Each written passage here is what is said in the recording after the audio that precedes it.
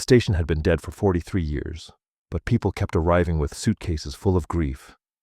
She thought she was restoring a building for him. She was learning how to let him go. Have you ever held on to something you should have released? The station stood like a ghost at the edge of town, its roof sagging under the weight of 40 years of silence. Elira Voss had driven past it 1,000 times without stopping. But this morning, something pulled her through the rusted gate. Dawn light filtered through fractured windows, painting the platform in stripes of gold and shadow. The air tasted of dust and decay, of things left behind too long. She set down the heavy toolbox at her feet and wrapped her arms around herself, suddenly cold despite the warmth creeping into the day. This was Ashbourne Junction. Once it had been the heart of the valley. Now it was just bones. She hadn't meant to buy it. After Matthias died, she'd been sorting through his papers and found the deed tucked inside an old railway map. He'd purchased it 6 months before the stroke took him. No explanation, no note. Just the deed and a photograph of the two of them standing on this very platform 30 years earlier, laughing, suitcases at their feet. Their honeymoon. They'd waited here for the morning train that would take them north, to the coast, to 7 days that felt like stepping into someone else's beautiful life. She remembered the way his hand had felt in hers. Steady, warm, alive. The station had been vibrant then. Flower boxes blooming red and gold along the platform edge. The ticket windows polished bright. Travelers milling about with the easy energy of people moving toward something. The clock above the entrance had shown the time clearly, its brass hands catching the sunlight. Now the flower boxes were long gone. The ticket windows were boarded shut. And the clock. Elira stepped closer, tilting her head back to look up at it. The hands were frozen at 3:47. She felt something tighten in her chest. 3:47. The exact time the last train had pulled away from Ashbourne Junction before the line was decommissioned. She'd read it in the town archives when she'd gone looking for the station's history, trying to understand why Matthias had wanted this place. Some places hold time hostage, she thought.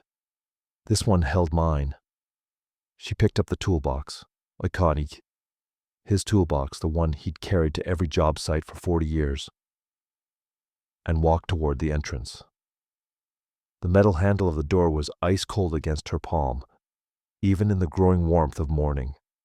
It resisted at first, hinges groaning, then gave way with a shriek that echoed across the empty platform. Inside, the waiting room smelled of mildew and old wood.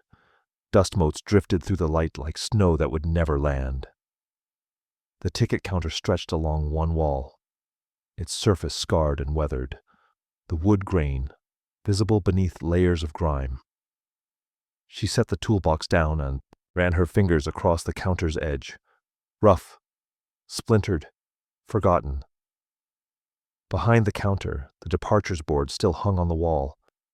Hand-painted letters faded to ghosts. She could barely make out the destinations. Belshire, Creston, Milford, Vale. Towns she'd never been to. Journeys that had ended decades ago. The wind pushed through a broken window somewhere above, and the station exhaled around her.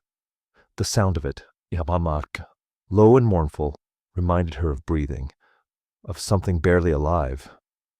She turned and looked back toward the platform. The tracks stretched out into the distance, rusted and overgrown with weeds. No trains had run here in 43 years. The town council had condemned the building 5 years ago, citing structural instability and no historical value worth preserving. But Matthias had seen something here, and now, standing in the hollow belly of Ashbourne Junction, Elira thought she understood. He hadn't bought this place to restore it. He'd bought it because it was a monument to things left unfinished, to goodbyes that never got spoken, to the way time could stop for some people while the rest of the world kept moving. She knelt on the platform, the concrete cold and gritty beneath her knees, and unlatched the toolbox. The lid opened with a soft click. Inside, his tools lay exactly as he'd left them. Hammer, screwdrivers, wrenches, each one worn smooth by decades of use. She lifted the hammer and felt the weight of it in her hand. His hand had held this, had shaped wood and stone and metal with it. Her throat tightened. She set the hammer down gently and closed her eyes. For a moment, she let herself feel the full weight of it. The grief, the loneliness, the unbearable quiet of a life that had once been shared and was now hers alone. Then she opened her eyes. She stood, brushed the dust from her knees, and walked back to the ticket counter. This time she didn't just touch it. She pressed both palms flat against the surface, leaning her weight into it, claiming the space. If he wanted me here, she thought, then I'll be here. Her shadow stretched long across the empty platform behind her, and somewhere above, the frozen clock marked a time that would never change. Not yet. The work began slowly, like waking from a long sleep. Elira arrived each morning at dawn, when the light was softest and the world still quiet. She scrubbed floors on her hands and knees, the bristles of the brush scratching against decades of grime. The water in her bucket turned black within minutes. She emptied it, refilled it, and started again. The rhythm of it was something she could hold on to. Brush, scrub, rinse, repeat. She replaced broken windows one by one, cutting new glass to fit the warped frames. The sound of the hammer striking nails echoed through the empty station, sharp and insistent. Each strike felt like a small defiance against the silence that had claimed this place. The floorboards creaked beneath her weight as she moved from room to room. Some were soft with rot, those she marked with chalk to replace later. Others held firm, groaning but steady. The station was testing her, she thought, seeing if she'd stay. She would. The ticket counter took 3 full days to sand smooth. Matthias's tools fit her hands differently than they'd fit his. The screwdriver too thick in her grip, the plane heavier than she expected. But she learned the weight of them, learned to feel his presence in the worn wooden handles, in the way the hammer balanced just right if she held it a certain way. Sometimes she caught herself speaking aloud. "This one's stubborn," she'd say, wrestling with a rusted hinge. Or, "You'd have done this faster." The station never answered, but it listened. She was sure of that. By the end of the first week, she'd peeled away layers of old paint from the window frames, revealing the original green beneath. The timetables on the wall were too yellowed and brittle to save, curling at the edges like ancient scrolls. She left them for now. They felt like part of the station's memory. The departures board still hung behind the ticket counter, its hand-painted letters faded but legible. Belshire, Creston, Milford, Vale, destinations that no longer mattered, roads that had closed decades ago. She stood before it one afternoon, tracing the names with her fingertips. Journeys never taken, she thought, or taken and never returned from. It was while she stood there that Senna Dre arrived. Elira heard the soft footsteps on the platform first, then turned to see the older woman standing in the doorway, a basket over one arm. Senna was nearly 70, her hair silver and tied back, her face lined with the kind of kindness that came from weathering storms without bitterness. "I brought bread," Senna said, stepping inside, "and tea, if you have a way to heat water." Elira gestured to the small camp stove she'd set up in the corner. "I can manage that." They sat together on the platform, legs dangling over the edge, and shared the bread in silence. The tea was strong and bitter, the way Elira liked it. Senna didn't ask questions at first. She just looked out at the overgrown tracks, at the trees pressing close on either side, and sipped her tea. Finally, she spoke. Why are you doing this? Elira didn't answer right away. She watched a bird land on the rusted rail, its head cocking sideways as if curious. Because he loved trains, she said quietly. Because I don't know what else to do. Senna nodded slowly. Some griefs need a place to live. Maybe this is yours. Elira felt something tighten in her throat. She didn't trust herself to speak, so she just nodded. Senna stayed a little longer, then left with a gentle squeeze of Elira's shoulder. Don't work too hard, she said. The station's not going anywhere. But Elira wasn't sure that was true. That night, she stayed later than usual. She'd been trying to wind the station clock, standing on a stepladder with Matthias's wrench in hand, but the mechanism was seized. No amount of coaxing would make the gears turn. She'd tried oil, tried patience, tried sheer stubbornness. Nothing. The hands stayed frozen at 3:47. She climbed down, frustrated, and set the wrench back in the toolbox. Fine, she muttered. Stay stuck. The station seemed to sigh around her. The wind pushing through gaps in the walls, the creak of old wood settling. She was about to leave when she heard it. Footsteps, not hers, not the creak of the building. Footsteps, deliberate, slow, coming from the far end of the platform. Elira froze, her pulse quickening. Hello? No answer. She grabbed a flashlight and stepped outside. The beam cut through the darkness, illuminating the empty platform, the rusted tracks, the overgrown weeds. Nothing moved. No one was there.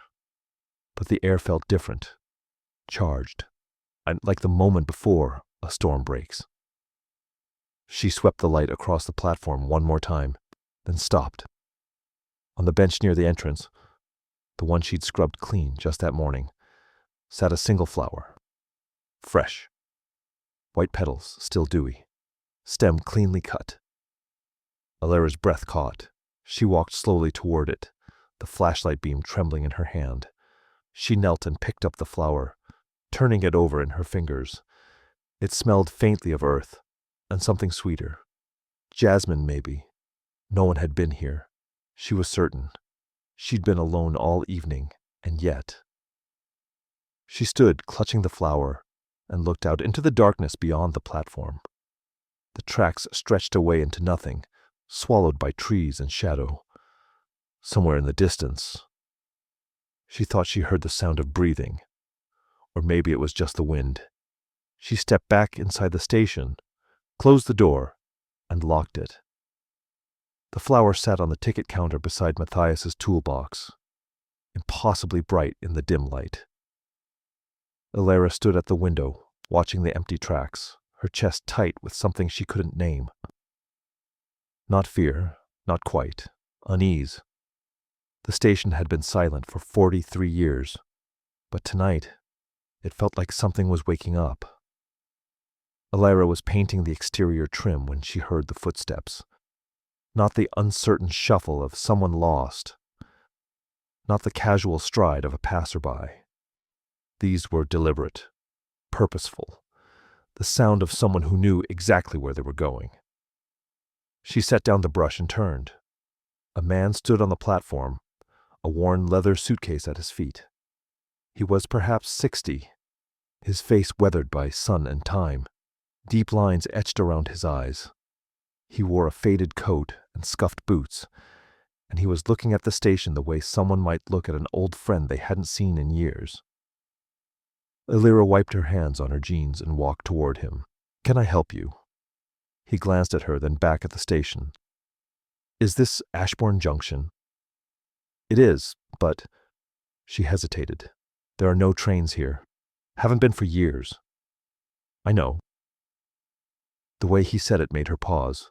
Not disappointed, not surprised, just certain. He picked up his suitcase and stepped toward the entrance. May I come in? Elira found herself nodding before she understood why. Inside, the station was brighter than it had been in decades. The windows she'd replaced let morning light flood the waiting room. warming the freshly sanded ticket counter. The floor was clean now, the smell of mildew replaced by wood soap and paint. It almost looked like a place people might want to be. The man, Torin, he said, his name was Torin Kyle, set his suitcase down and walked slowly through the space, running his fingers along the edge of the counter. "You've done beautiful work here." "Thank you." Alera watched him carefully. "But I still don't understand. If you know there are no trains—" "I needed to leave somewhere," he said quietly. This felt like the right place. He moved toward the departures board and stood before it, hands in his pockets, studying the faded destinations. His expression was strange, focused, almost reverent, as if he were reading something she couldn't see. Alera felt a chill run through her. "What do you see?" "Names," he said softly. Then he shook his head. "Sorry, I don't mean to be cryptic. It's just, I've been wandering for a long time, since my daughter stopped speaking to me." He turned to face her, and she saw the exhaustion in his eyes. Not physical tiredness, something deeper. "I said things I shouldn't have," he continued, "cruel things. I was angry about her choices, and I broke something I don't know how to fix." Alera's throat tightened. She knew that weight, the kind that settled in your chest and never quite left. "So you came here," she said. "I didn't plan to." He gave a small, sad smile. "I was just driving. But when I saw the sign for Ashbourne Junction, something pulled me off the highway. I don't even know why." He gestured toward the frozen clock above the entrance. "What time does the next train depart?" Alera followed his gaze. 3:47. Always 3:47. She should have told him the truth again, that the station was just a building, that no trains would ever come, that whatever he was looking for, he wouldn't find it here. But she didn't. Instead, she heard herself say, "Dusk, around 6. Torin nodded slowly, as if this made perfect sense. "Then I'll wait." He sat on one of the benches near the window, his suitcase beside him, and looked out at the empty tracks. Alera stood awkwardly for a moment, unsure what to do. Finally, she returned to her painting, though she kept glancing back at him through the windows. He didn't move for hours. She brought him tea around midday. He accepted it with a quiet thank you and wrapped his hands around the mug, letting the warmth seep into his fingers. They sat together in a silence that felt almost comfortable. "Do you think some places remember the people who passed through them?" he asked eventually. Alera stared into her own tea. She thought of Matthias standing on this platform 30 years ago, laughing, full of life.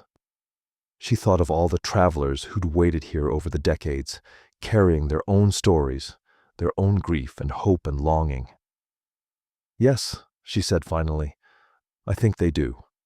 Torin nodded. "I think so too." As the afternoon stretched toward evening, he stood and picked up his suitcase. Alera rose with him, her heart suddenly racing. "Where will you go?" He gestured toward the tracks. "That way, I think." "There's nothing out there, just woods and old rail." "I know." He smiled at her, and this time it reached his eyes. "But sometimes you don't need a destination. You just need to leave." He walked to the edge of the platform and paused, looking back at her. "Thank you for letting me wait." "I didn't do anything." "You did more than you think." Then he stepped down onto the tracks and began walking. His figure grew smaller and smaller, swallowed by the trees and the fading light. Alera stood at the edge of the platform, watching until he disappeared completely. The station felt different now, less empty, as if something had shifted in the air, in the walls, in the very bones of the place. She went back inside and noticed the flower on the bench, the one that had appeared mysteriously days ago. It was wilted now, its petals browning at the edges. She picked it up gently and carried it to the ticket counter. where she filled a glass with water and placed the flower inside. It wouldn't revive. She knew that. But it felt important to try. She stood there for a long moment, staring at the departures board. Belshire, Creston, Milford, Vale, names of places. But Torn had seen something else. Names of people, maybe. Or emotions. Or unfinished journeys. Alara reached into her pocket and pulled out a piece of chalk. She hesitated, then wrote carefully at the bottom of the board, beneath the faded destinations. Torrin. The name looked small and strange there, but somehow it felt right. She stepped back and looked at it. The station seemed to exhale around her, the way it did sometimes when the wind moved through the broken places. But this time, it didn't sound mournful. It sounded almost grateful. The station master's office had been locked for decades. Alara found the key in a rusted tin box beneath the ticket counter, tucked behind a loose board she'd discovered while repairing the floor. The key was small and tarnished, but it fit the office door perfectly.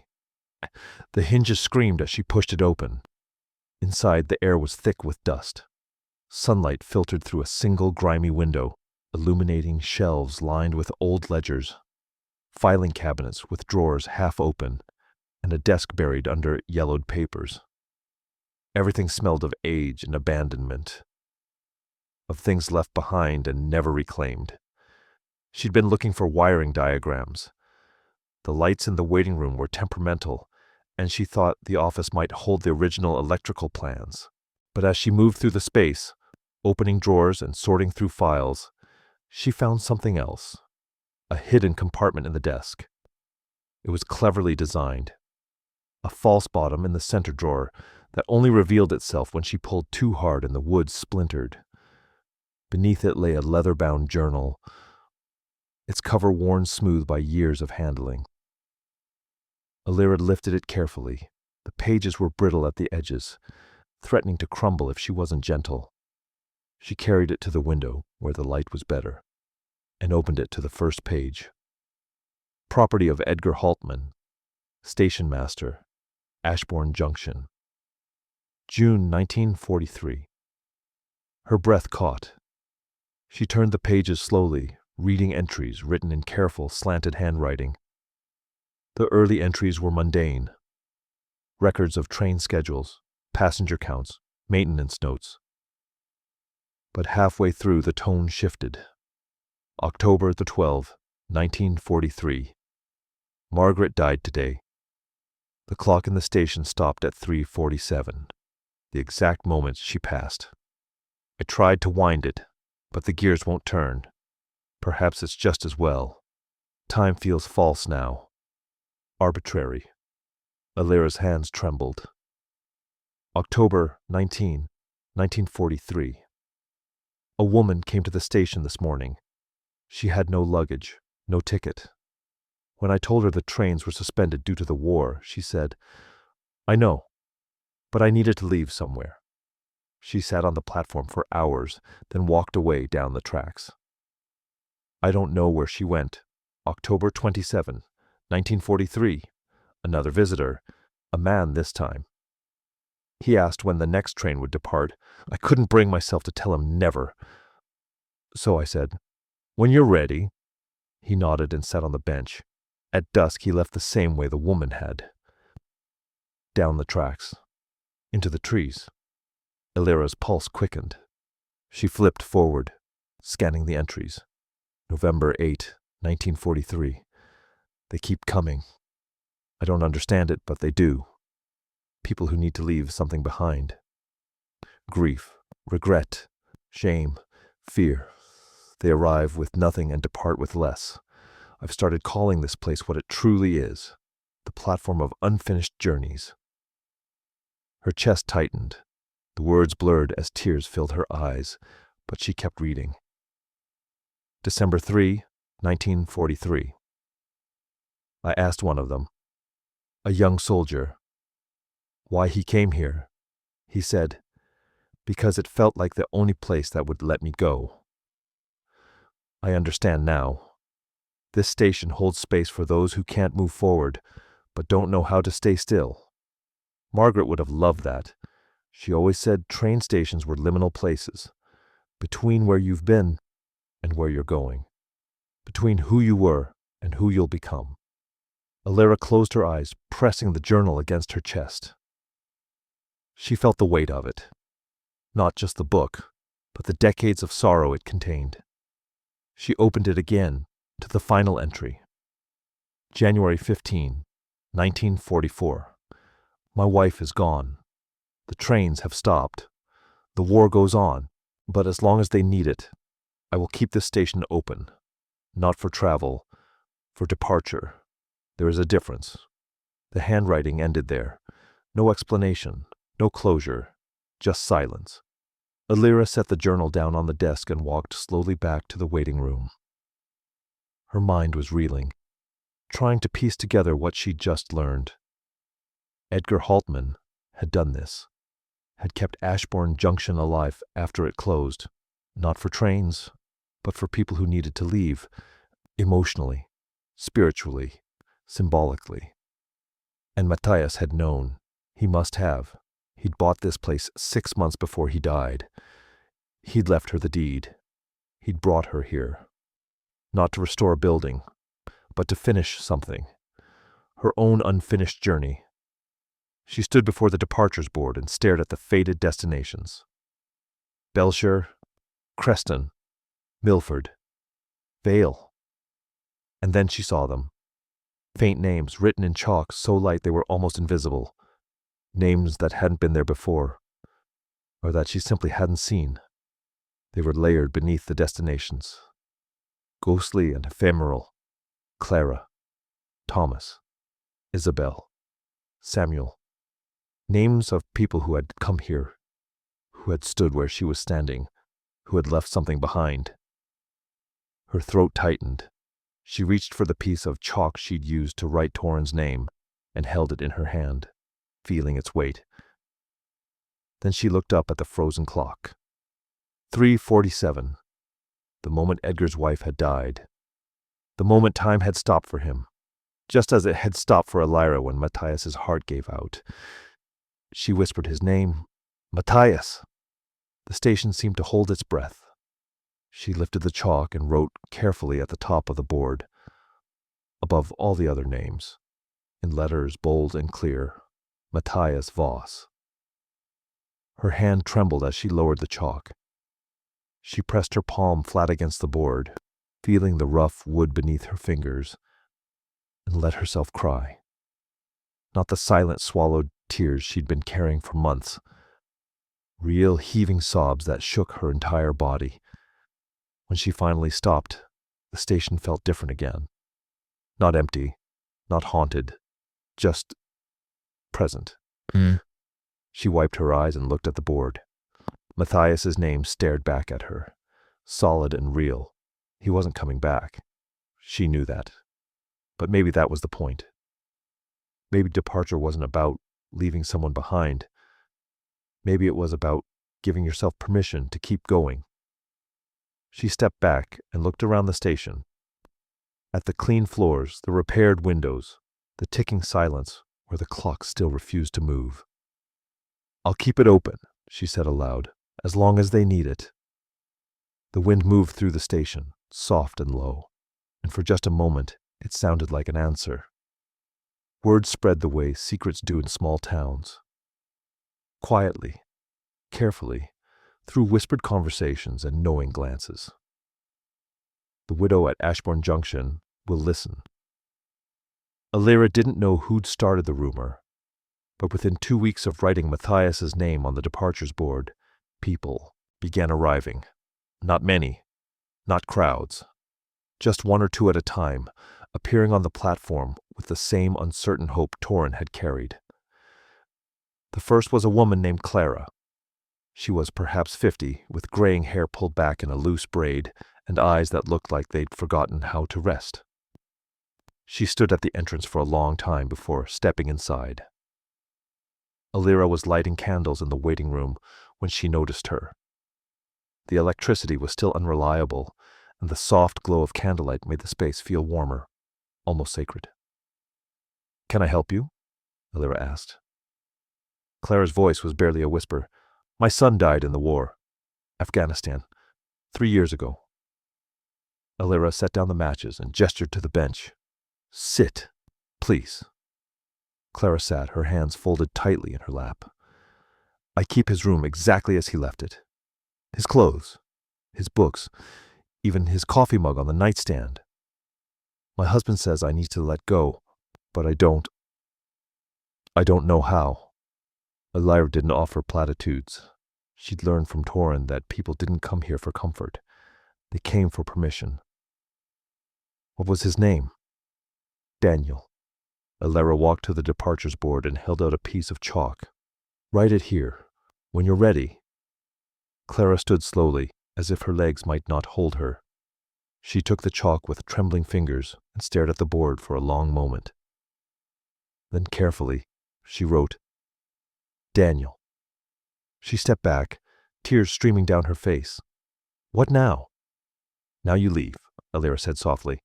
"Down the tracks, if you want. Or just out the door. But you leave something behind." Clara reached into her pocket and pulled out a folded photograph. She placed it on the ticket counter beside Matthias's toolbox, her fingers lingering on the worn wood. Then she walked out onto the platform, down the steps, and disappeared into the trees. Alira stood alone in the candlelight, staring at the photograph. A young man in uniform, smiling. She picked it up gently and placed it on a shelf behind the counter, next to the wilted flower in its glass. They kept coming. A man who'd never apologized to his brother before he died. A young woman who'd abandoned her family and couldn't forgive herself. An elderly father who'd said cruel words to his daughter and never taken them back. Each one arrived carrying something too heavy to hold. Each one left something behind. A letter, a ring, a set of keys, a lock of hair. The station became a repository of unfinished journeys, lined with small tokens of grief and regret. Alira listened to every story. She didn't judge, didn't offer solutions. She just held space for their sorrow and invited them to write a name on the board. Some asked about the clock. "Why doesn't it move?" an older man asked one afternoon, staring up at the frozen hands. "Because it's not time yet," Alira said. "Whose time?" She didn't answer. Others noticed Matthias's toolbox on the counter. Alira had placed it there deliberately, open, his tools visible. She didn't use them anymore. Instead, she left them as an offering, a way for visitors to repair what they'd broken. Even if only symbolically. A woman used his hammer to fix a loose board on the platform. A man borrowed his screwdriver to tighten the hinges on the waiting room door. Each time someone touched his tools, Alira felt a strange mixture of comfort and loss. She was sharing him. But she couldn't let him go. Weeks passed, the departures board filled with names, layered over one another in chalk until the wood was almost white. The candles burned lower. The station hummed with a quiet energy that felt alive. But Alira's own name never appeared on the board. One night, after the last visitor had left, she sat alone on the platform, legs dangling over the edge, and stared at the empty tracks. The moon was full, casting silver light across the rusted rails. She thought about all the people who'd come here, all the burdens they'd set down, all the names they'd written, and she thought about Matthias. His name was still at the top of the board, bold, unmovable, a monument. She'd been helping others depart while holding on to him with both hands, keeping his tools visible, refusing to wind the clock. Speaking to him every night as if he might answer. For years, she thought the only way to honor him was to hold on, to keep him close, to carry his memory like a second heartbeat. But sitting there in the silver moonlight, she realized something that made her chest ache. She was wrong. Sometimes love doesn't mean holding on. Sometimes it means learning to let the train leave the station, even if you're not on it. She thought of Edgar Haltman, keeping the clock frozen at 3:47 for the rest of his life. She thought of Clara, preserving her son's room like a shrine. She thought of all the people who came here, unable to move forward because they couldn't bear to leave the past behind. And she understood. Grief wasn't the problem. Grief was love with nowhere to go. The problem was thinking that love required stasis, that honoring someone meant stopping time. Alira stood and walked back inside the station. Her hands were shaking. She lit a new candle, a tall white one she'd been saving without knowing why. She carried it outside and placed it carefully on the platform's edge, where the moonlight touched it. "I love you," she whispered. "I will always love you. But I can't stay at this station forever." The flame flickered, bending toward her as if listening. "If you've ever held on to something you should have let go, maybe you understand." She looked out at the empty tracks, at the trees swaying in the wind, at the names written in chalk behind her. Subscribe, because some stories heal when they're shared. The wind moved through the station, carrying the scent of candle smoke and earth. For just a moment, it felt like an answer, like permission. Elira sat beside the candle and cried, not the hollow, aching sobs of early grief. Something softer, something that felt almost like release. The candle burned steadily beside her, its light small but bright against the darkness. Senna found her at midnight. Elira was standing in the center of the platform, staring up at the frozen clock, the candle still burning beside her feet. She didn't hear the footsteps at first. Her mind was too loud, too full of everything she'd been avoiding for months. "What are you waiting for?" Elira turned. Senna stood at the edge of the platform, her silver hair loose around her shoulders, her face soft with concern. "I don't know," Elira said quietly. Senna stepped closer, her gaze moving from the candle to the departures board, covered in names, then back to Elira. "Yes, you do." Elira's throat tightened. She looked away, back at the clock. 3:47. Always 3:47. "I thought if I restored this place," she said, her voice breaking, "he'd come back somehow.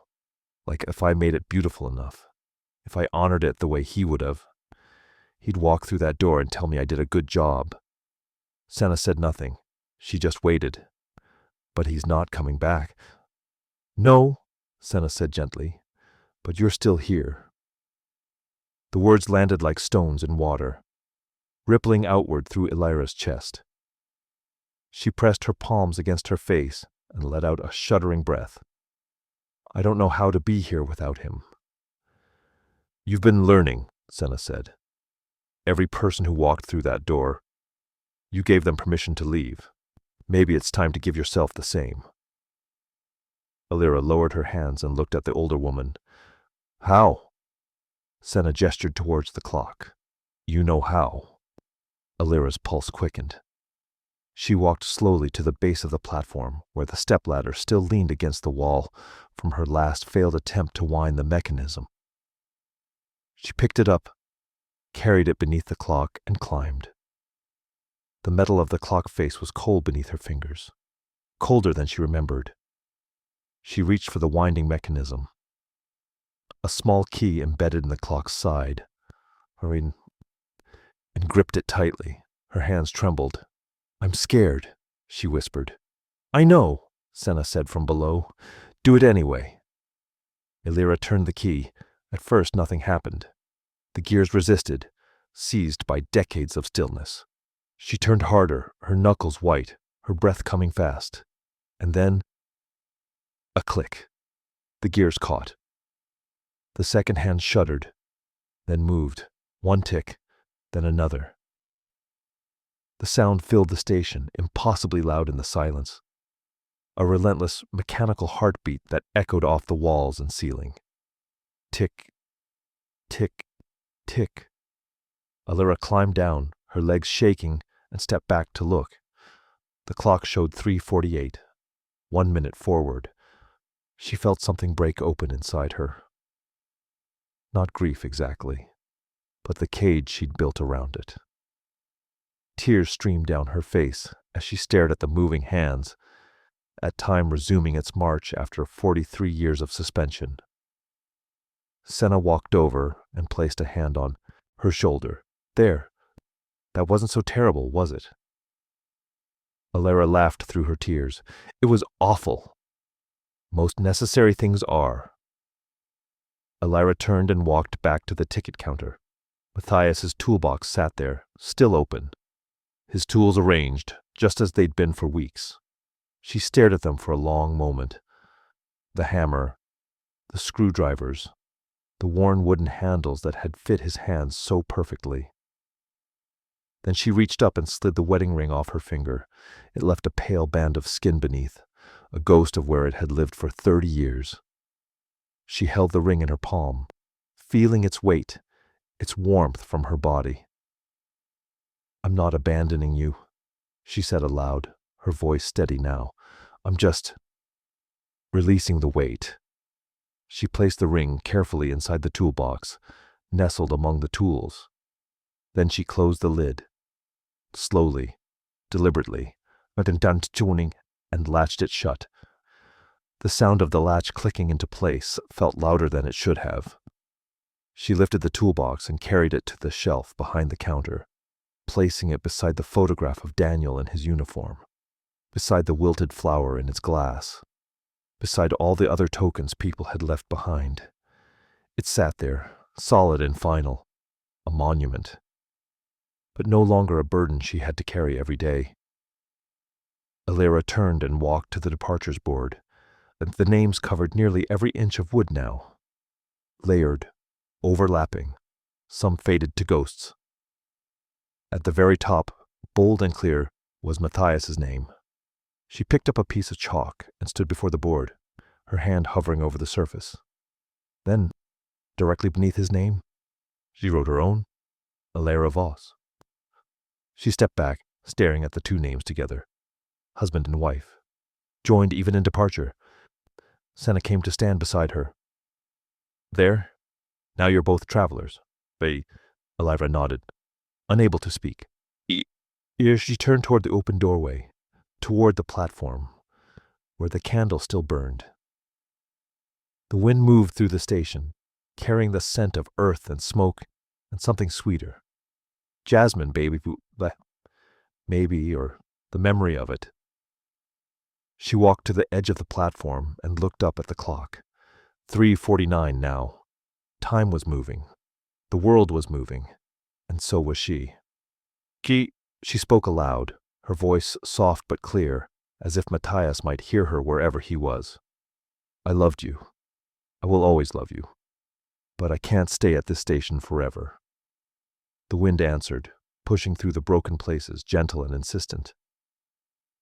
"You wanted me to live," she continued, "not to guard your memory like a relic. To live. So that's what I'm going to do." The candle flame bent toward her, then straightened. The station seemed to sigh, not with sorrow, but with something that felt almost like relief. Senna touched her arm gently. "Come on, let's get you home." "Wait." Alira walked back inside and stood in the center of the waiting room, looking around at everything she'd restored, the clean floors, the repaired windows, the departures board covered in names, the clock ticking steadily above the door. It was beautiful, not because it looked new, but because it had been given purpose again. "Thank you," she whispered to the station, to Matthias, to Edgar Haltman, and everyone who'd ever stood here, caught between leaving and staying. Then she walked out onto the platform, extinguished the candle with a soft breath, and followed Senna into the night. Behind her, the station stood silent under the stars. But inside, The clock kept ticking. 3:50, 3:51, 3:52. Time, at last, was moving forward. The days after felt softer somehow, like waking from a fever. Elira still came to the station every morning, but she no longer arrived at dawn with the desperate urgency of someone trying to outrun her own thoughts. She came later now, when the sun was already warm on the platform, when the light through the windows had turned golden instead of gray. She brought books, a sketch pad, a thermos of tea.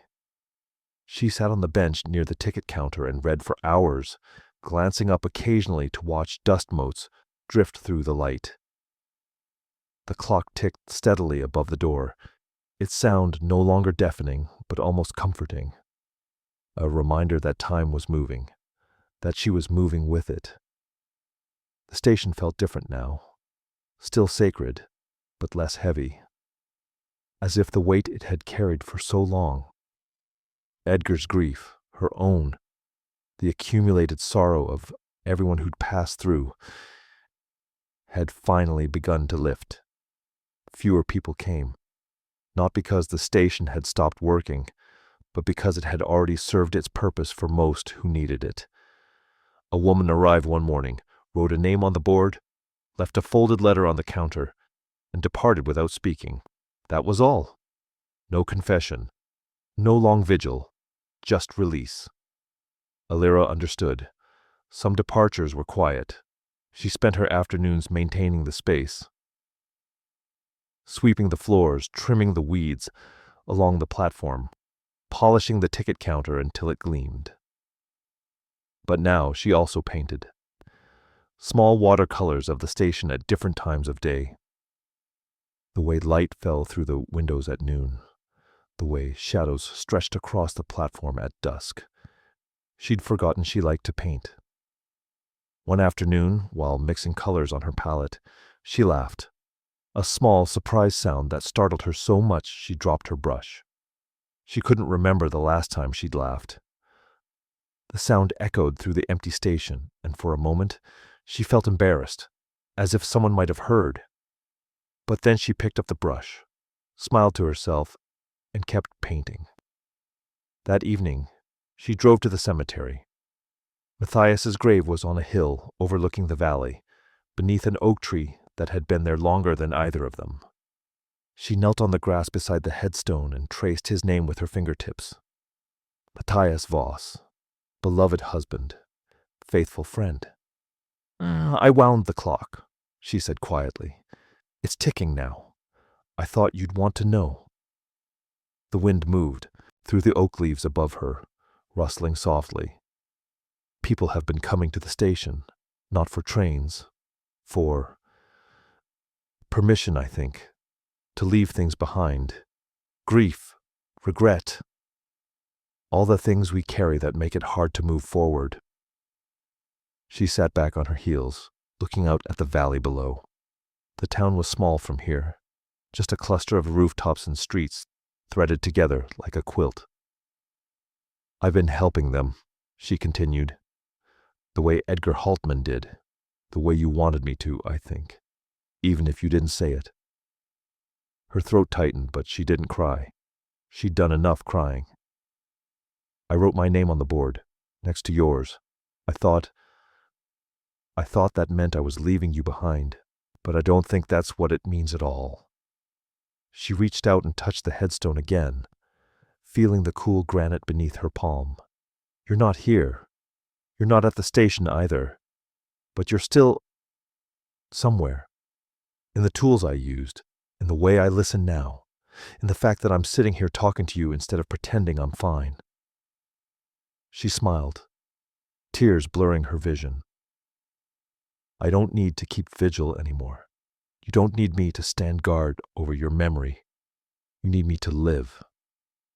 The wind picked up, carrying the scent of earth and grass and distant rain.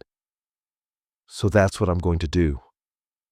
She stayed a little longer, sitting in the grass with her back against the oak tree, watching the light fade over the valley. Then she stood, kissed her fingertips, and pressed them to his name. "I'll come back," she said. But not every day. Not like before. She walked back to her car feeling lighter than she had in months. A week later, Torn returned. Alara was watering the flower boxes she'd installed along the platform for Kosamatham, new ones, filled with marigolds and geraniums, when she heard footsteps. She turned and saw him standing at the entrance, the same worn coat, the same kind eyes, but he looked different, rested, whole. "I wanted to thank you," he said, stepping onto the platform. Alara set down the watering can. "You don't have to." "I do," he smiled. "I reconciled with my daughter. It took time, a lot of conversations I didn't think I could have, but I did, because of this place, because you let me leave." Alara felt warmth spread through her chest. "I'm glad." They stood together in comfortable silence for a moment, looking out at the tracks. "What will you do now?" Torrin asked. Alara thought about it. The question didn't frighten her the way it might have a month ago. "I don't know," she said honestly, "but I think that's okay." Torrin nodded. "It is." He left the way he'd come, walking down the platform steps and disappearing into the trees. Alara watched him go, then turned back to the station. The clock showed 4:23, time moving steadily forward. She walked inside and stood before the departures board. The names were still there, layered, overlapping, ghostly. She picked up a cloth and began gently erasing them, not to forget, not to erase the grief they represented, but to make space for whatever came next. The board slowly cleared, revealing the old destinations beneath. Belshire, Creston, Milford, Vale. Places she'd never been, roads she'd never traveled. Maybe one day she would. That evening, she sat on the edge of the platform, legs dangling over the side, and watched the sun sink toward the horizon. The sky turned to orange, then pink, then deep purple. Stars began to appear, one by one, like small permissions to hope. The station was quiet behind her. The clock ticked. The wind moved through the broken places, but it didn't sound mournful anymore. It sounded like breathing. Alara closed her eyes and let herself imagine it. A life beyond this platform, beyond grief's architecture. Not a life without Matthias, but a life that honored him by being fully lived. She didn't know what it would look like yet, but for the first time in a long time, she wanted to find out. 6 months later, Ashbourne Junction was alive again. Not in the way it had been 43 years ago, with trains arriving and departing on schedules painted in neat rows, but alive in a different way. Warmer, softer, more human. Alara stood behind the counter, pouring coffee into mismatched mugs, and smiled as she watched the morning unfold. The waiting room had been transformed into a small cafe, with tables scattered near the windows, and wooden chairs painted in soft blues and greens. The smell of fresh bread and brewing coffee filled the air, mingling with the scent of flowers. Bright yellow tulips in a vase on the counter. Locals had started gathering here in the mornings. Old men playing chess by the window. Mothers meeting for tea while their children played on the platform outside. Travelers stopping for a warm meal and a moment of rest before continuing their journeys. The station had become a place of arrival instead of departure. Alara had hired help, a young man named Oliver who made excellent pastries and didn't ask too many questions about the station's history. He worked the early shift, giving Alara time to paint or visit Matthias's grave, or simply sit in the sun. She glanced up at the clock above the door. 10:15. The hands moved steadily, reliably, marking time that no longer felt like an enemy.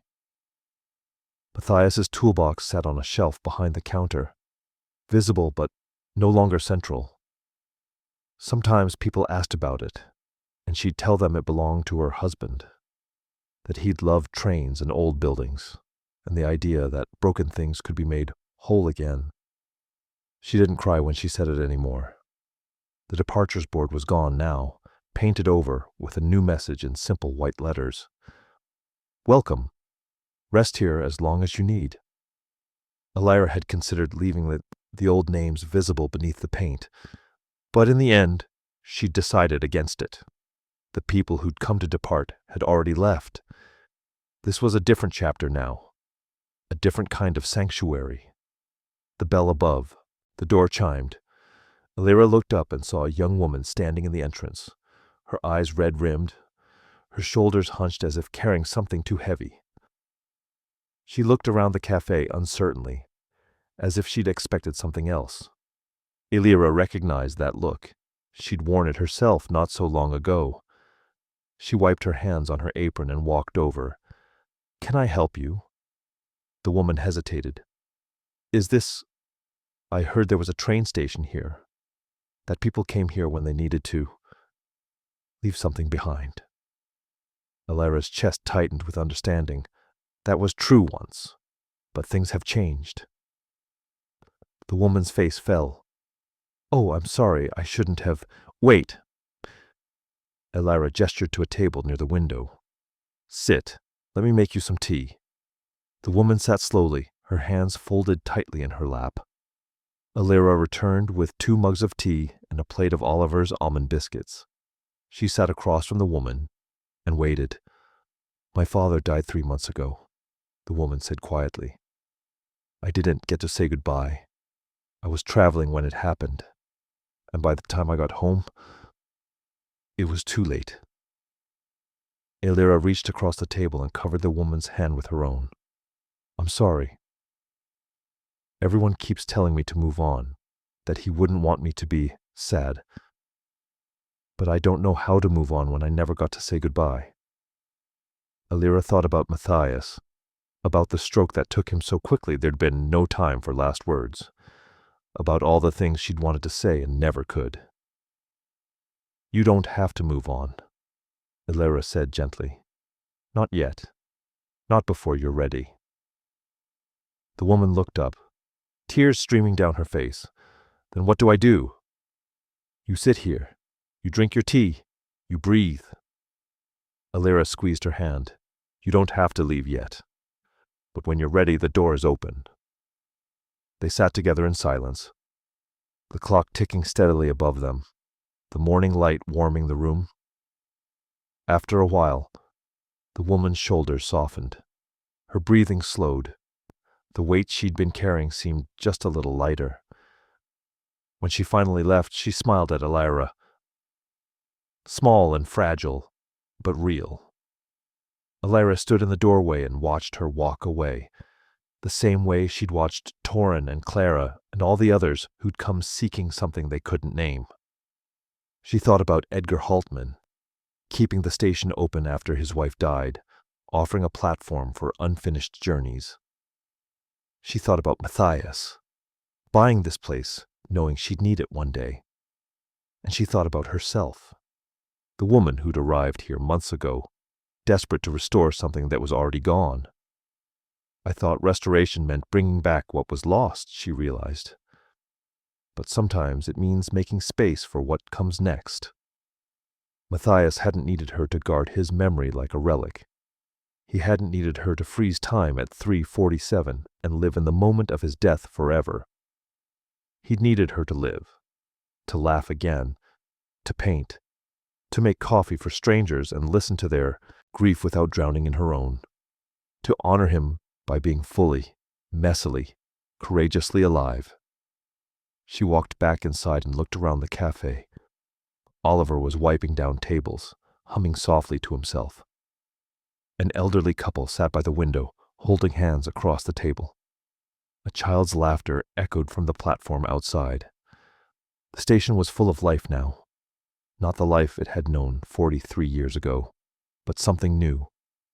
Something that hadn't existed before she'd arrived with Matthias's toolbox and a heart full of questions. She glanced at the clock. 10:45.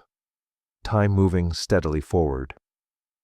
That evening, after the cafe closed and Oliver went home, Elera stood alone on the platform and watched the sun sink toward the horizon. The sky turned gold, then orange, then deep purple. In the distance, she heard the whistle of a train. Not here, but on a neighboring line that had been restored recently. The sound was faint but clear, a reminder that some journeys did continue. Behind her, the station glowed with warm light from the windows. The clock ticked. The flowers in their vases swayed gently in the breeze. Elira closed her eyes and let herself feel it. Not grief exactly, but something softer. Gratitude, maybe. For Matthias. For the station. For the people who'd trusted her with their sorrow and their hope. For the fact that she was still here. Still breathing. Still becoming. She opened her eyes and looked out at the tracks stretching into the distance, disappearing into trees and shadow. She didn't know where they led, didn't know what came next. But for the first time in a long time, she was ready to find out. Behind her, the clock chimed 11. Time at last was hers again.